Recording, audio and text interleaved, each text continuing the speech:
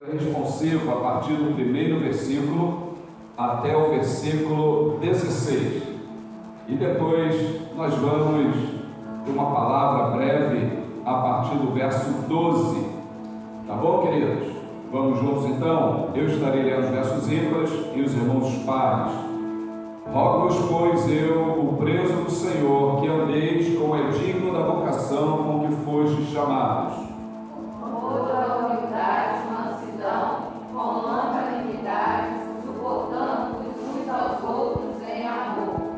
Procurando guardar a unidade do Espírito no vínculo da paz. Há um só corpo e um só Espírito, como também fostes chamados em uma só esperança da vossa vocação. Um só Senhor, uma só fé, um só batismo. Um só Deus e Pai de todos, o qual é sobre todos e por todos e em todos. Mas a graça foi dada a cada um de nós segundo a medida do dom de Cristo.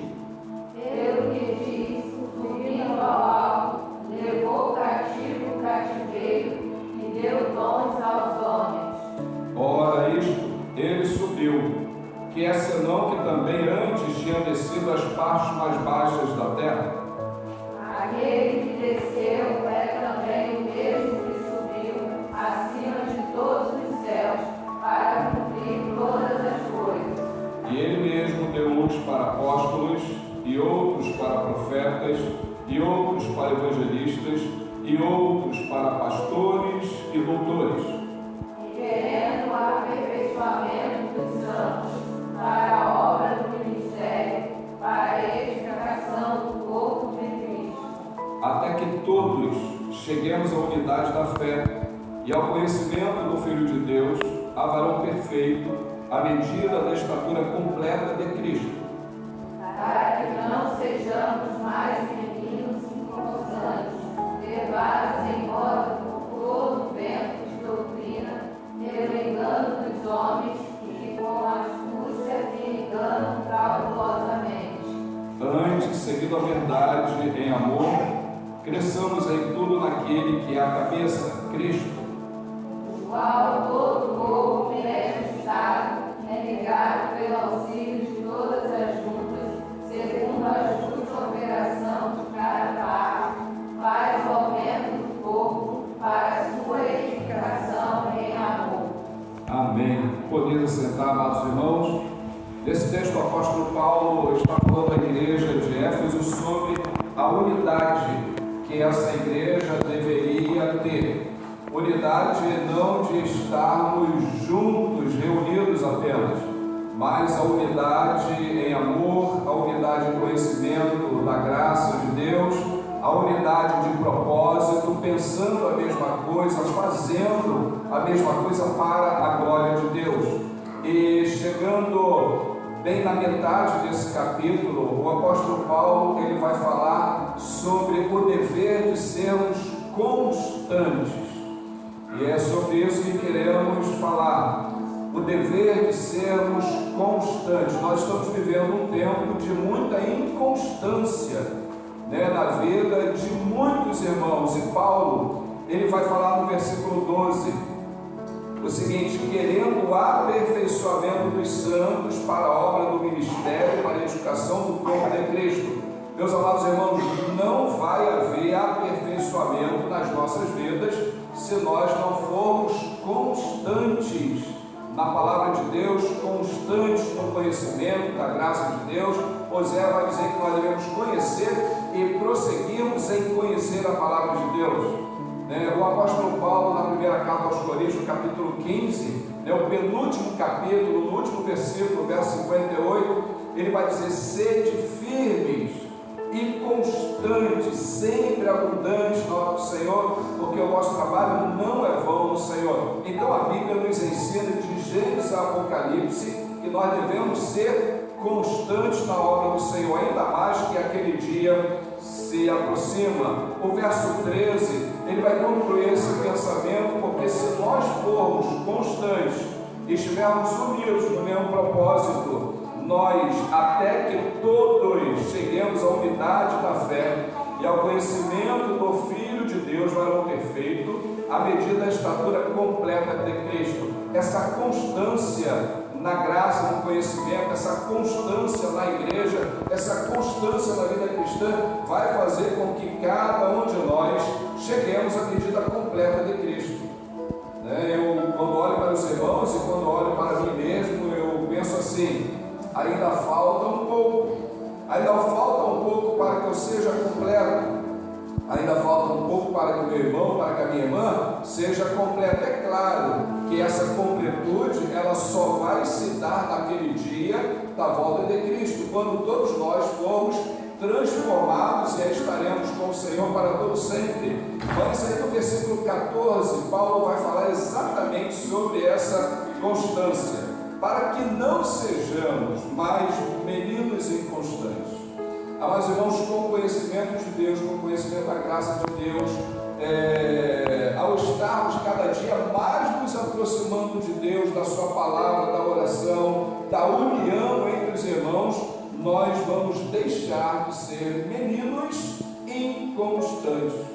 Porque muitas vezes nós nos encontramos assim, inconstantes, porque ainda falta em nós uma medida mais apurada da palavra de Deus.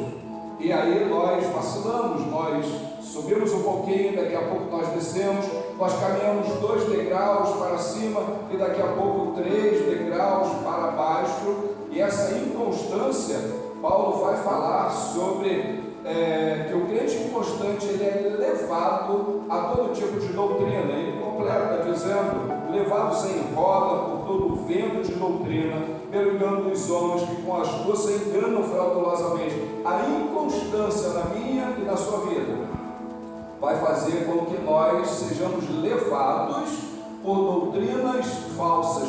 O que vai acontecer? Tudo aquilo que eu ouvir, eu vou falar: isso aí é bom. Tudo que eu ouvir, eu vou falar: olha, é desse jeito.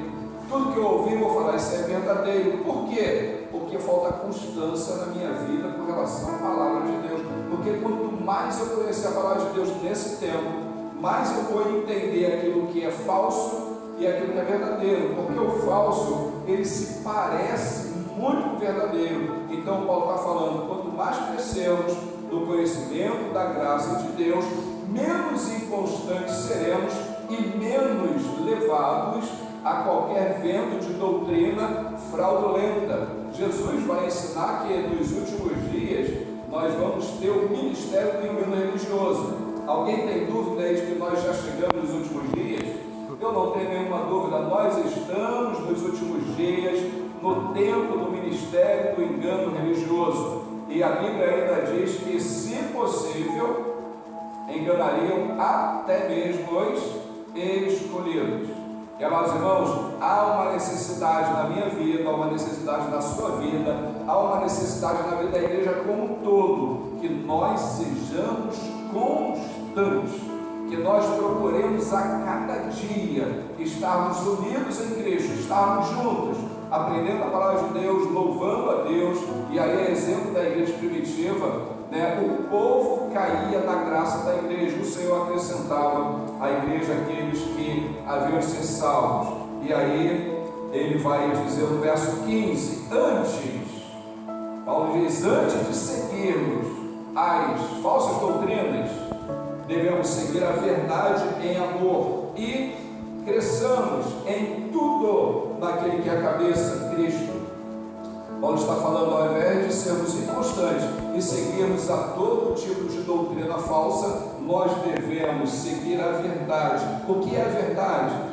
Parece que existem muitas verdades, não é isso? Parece que muitas coisas que nós ouvimos parece que são verdades, mas a palavra de Deus diz que existe uma verdade apenas, uma verdade, e essa verdade é a palavra de Deus. Essa verdade é o Evangelho de Cristo. Essa verdade é Cristo, quando Ele mesmo diz: eu sou o caminho, a verdade e a vida. Então Paulo diz que nós devemos seguir a verdade em amor e crescer em tudo, em todas as áreas da nossa vida. Nós não podemos ficar pequenininhos, como crentes recém-nascidos. Quando uma criança nasce, rapidamente o tempo passa. Quando nós olhamos para os nossos filhos, os nossos netos, a gente logo diz: o tempo passou tão rápido, olha como está crescendo. Uma criança, quando nasce, a expectativa é que ela vá crescendo naturalmente, sendo bem alimentada, tendo saúde, ela vai desenvolver. O cristão é da mesma forma, mas ele precisa se alimentar a cada dia com essa verdade. E aí ele conclui esse pensamento falando no versículo 16, do qual todo o corpo, ele está falando de quê? O corpo de Cristo, a igreja, bem ajustado é cada um ligado no outro, cada um dando suporte ao outro, cada um ajudando o outro, cada um animando o outro, e ligado pelo auxílio de todas as juntas. Não podemos desprezar nada. Na igreja de Cristo ninguém pode ser desprezado. Todos devem ficar unidos e ficarem juntos, segundo a justa operação de cada parte. E agora eu faço a minha parte. Irmã Raquel faz a parte dela, irmã Arlen a parte dela, irmã Elia a parte dela, e cada um de nós é a nossa parte. Os irmãos estão vendo hoje o culto. Irmã Raquel começou o culto, abriu o culto, né? O pastor está fazendo devocional, a equipe de louvor já veio aqui, já cantou. Daqui a pouco o irmão Alex vai pregar, e cada um vai fazendo a sua parte. Isso vai fazendo com que essa ligação entre os irmãos cooperem para a glória de Deus, para a edificação do corpo e edificação de cada um de nós. E aí isso, amados irmãos, segundo a justa operação de cada parte, faz o aumento do corpo para a sua edificação em amor. Então o desejo de Deus é que eu e você cresçamos no conhecimento dele, no conhecimento da graça dele, para que a igreja como um todo possa prosperar e possa mostrar aos outros, ao mundo, que só Jesus Cristo é o Senhor. Que Jesus Cristo é o Senhor que cura, o Senhor que salva, o Senhor que liberta. Mas isso vai depender de mim e de cada um de vocês. Vai depender da nossa constância com as coisas de Deus. Então não sejais inconstantes. Não sejam inconstantes.